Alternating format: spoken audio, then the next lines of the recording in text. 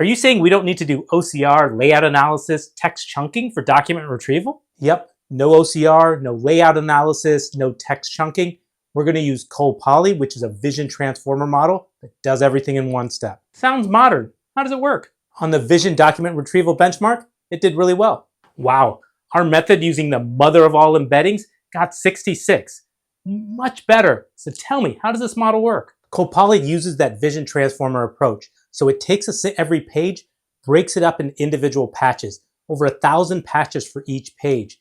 And each one of those patches is represented with an embedding of about a length of 128. That has to be slow and take up a bunch of memory. Nah, it's much faster than the OCR process, and each page takes about 8 kilobytes after binarization. So what are you doing with all those embeddings? Well, the scoring for document retrieval is inspired by Colbert and its late interaction. So what we're doing now is comparing the individual query tokens with each image patch. So by doing this granularity, we get a richer understanding. You can also see this rich understanding here where we show which image patches are relevant to the query. So it's fast, it's accurate and interpretable. It's got to be expensive. All open source.